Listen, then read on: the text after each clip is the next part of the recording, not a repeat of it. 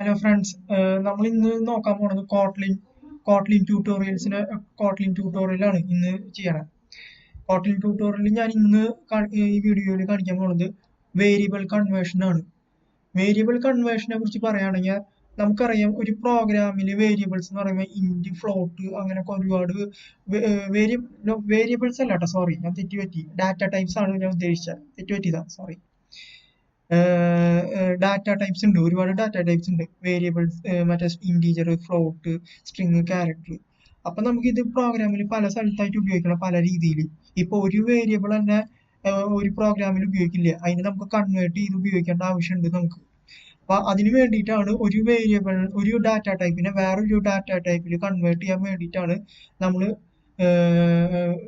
Data type conversion techniques ഉപയോഗിക്കണം. കോട്ട്ലിനിൽ അതുണ്ട്.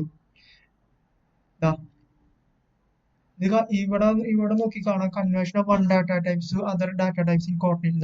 ഇതൊക്കെയാണ് അതിലത്തെ ഫങ്ഷൻസ്. ഈ ഫങ്ഷൻസ് വെച്ചിട്ടാണ് നമ്മൾ ഒരു ഡാറ്റ ടൈപ്സിനെ വേറൊരു ഡാറ്റ ടൈപ്സ് ആയിട്ട് കൺവേർട്ട് ചെയ്യുക. ഒരു ഡാറ്റ ടൈപ്പിനെ വേറൊരു ഡാറ്റ ടൈപ്പ് ആയിട്ട് കൺവേർട്ട് ചെയ്യാന്ന് ചോദിച്ചു കഴിഞ്ഞാൽ നമുക്ക് പല ആവശ്യമുണ്ട്. ഇപ്പൊ ഒരു ഡാറ്റ ടൈപ്പ് തന്നെ നമുക്ക് വേറൊരു രീതിയിൽ നമുക്ക് റെപ്രസെന്റ് ചെയ്യേണ്ടി വരും. ഔട്ട്പുട്ട് ഇപ്പോൾ ഒരു ഇൻറ്റീജർ ആണെങ്കിൽ, അല്ല, ഇൻപുട്ട് ഇൻറ്റീജർ കൊടുക്കുകയാണെങ്കിൽ നമുക്ക് ഔട്ട്പുട്ട് ഇപ്പോൾ ഒരു ഫ്ലോട്ടിംഗ് പോയിന്റിന്റെ ഇതിലേക്ക് കിട്ടണമെങ്കിൽ നമുക്ക് ആ ഡാറ്റ ടൈപ്പിനെ കൺവേർട്ട് ചെയ്യണം. എങ്കിൽ മാത്രമേ നമുക്ക് ഫ്ലോട്ടിംഗ് പോയിന്റ് ആയിട്ട് നമുക്ക് ഔട്ട്പുട്ട് കിട്ടുള്ളൂ. അപ്പൊ അതിന് വേണ്ടിയിട്ടാണ് നമ്മൾ ഈ കൺവേർഷൻ ടെക്നിക്സ് ഒക്കെ ഉപയോഗിക്കുന്നത്. ഞാനിപ്പോ ഇന്നത്തെ വീഡിയോയിൽ രണ്ടെണ്ണം ഞാൻ കാണിച്ചു തരാം. ഇതും ഇൻറ്റീജറും ഫ്ലോട്ടാണ് ഞാൻ ഇന്ന് വീഡിയോയിൽ കാണിച്ചു തരണം എങ്ങനെയാണ് ചെയ്യാന്നുള്ളത്. ഇങ്ങനെയാണ് അതിന്റെ സിൻടാക്സ്. ഇത് മെയിൻ ഫംഗ്ഷൻ. അതിൻ്റെ ഉള്ളില് ഇതാണ് നമ്മൾ ഇൻപുട്ട് കൊടുക്കണം, 10. ഈ 10നെ കൺവേർട്ട് ചെയ്യണം നമുക്ക് ഫ്ലോട്ട് ആയിട്ട്. അതിന് വേണ്ടിയിട്ട് ചെയ്യേണ്ടത് n2 ഒരു വേരിയബിൾ ഞാൻ ഡിക്ലെയർ ചെയ്തു. ഇതും ഇങ്ങനെ വെക്കാം നമുക്ക്. പിന്നെ ഇതുപോലെ വെക്കാം. ഞാൻ ഇതിനെ കുറിച്ച് ഡീറ്റെയിൽ ആയിട്ട് ഇപ്പൊ പറയില്ല, എങ്ങനെയാണ് വേരിയബിൾ ഇനീഷ്യലൈസേഷൻ, ഡിക്ലറേഷൻ ഒന്നും ഞാൻ ഇപ്പൊ പറയില്ല. അത് മുന്നേ വീഡിയോസിൽ ഞാൻ പറഞ്ഞിട്ടുണ്ട്, നിങ്ങൾക്ക് നോക്കിയാൽ കിട്ടും. അപ്പൊ n1 ഒരു 10 എന്ന് പറഞ്ഞ വാല്യൂ കൊടുത്തു. ഈ 10നെ കൺവേർട്ട് ചെയ്യണം.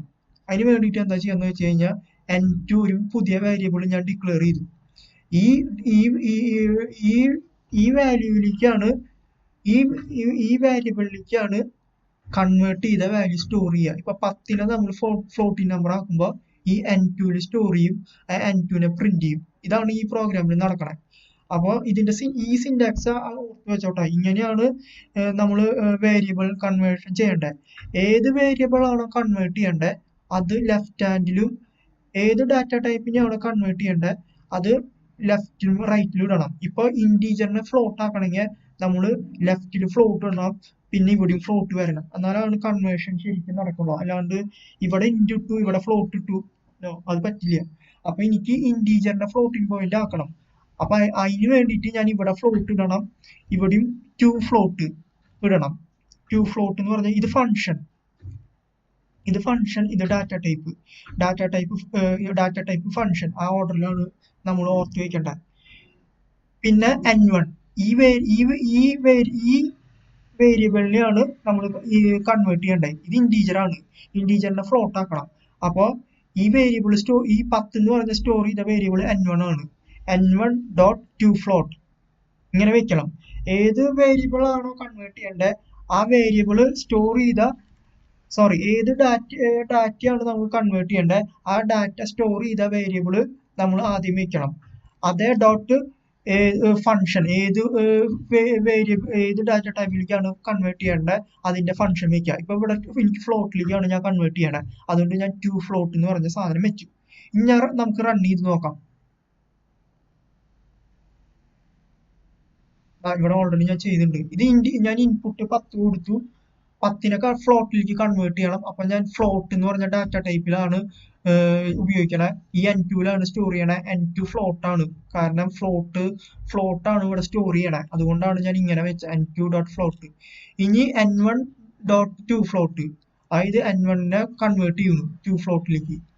എന്നിട്ട് പ്രിന്റ് n2 റൺ ചെയ്ത് നോക്കാം നമുക്ക്.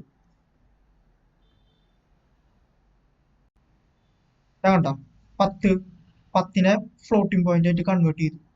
ഇനി ഞാൻ ഇവിടെ ഞാൻ ഫ്ലോട്ടിംഗ് പോയിന്റ് കൊടുത്തു. ഇനി ഇതിനെ ഇൻറ്റീജർ ആയിട്ട് കൺവേർട്ട് ചെയ്യണം നമുക്ക്.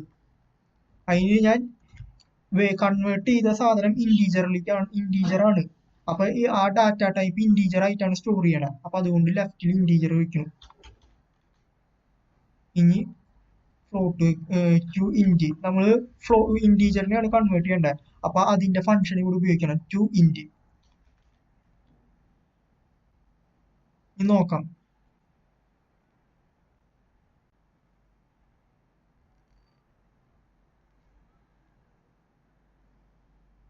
കണ്ട, ഫ്ലോട്ടിന് ഇന്റ് ആക്കി. ഇങ്ങനെ നമ്മൾ അതിലത്തെ ഫങ്ഷൻസ് മാറ്റി മാറ്റി കൊടുത്താൽ നമുക്ക് ചെയ്യാൻ പറ്റും. അപ്പൊ ഇത്രയേ ഉള്ളൂ ഇന്നത്തേക്ക്. അപ്പൊ താങ്ക് യു.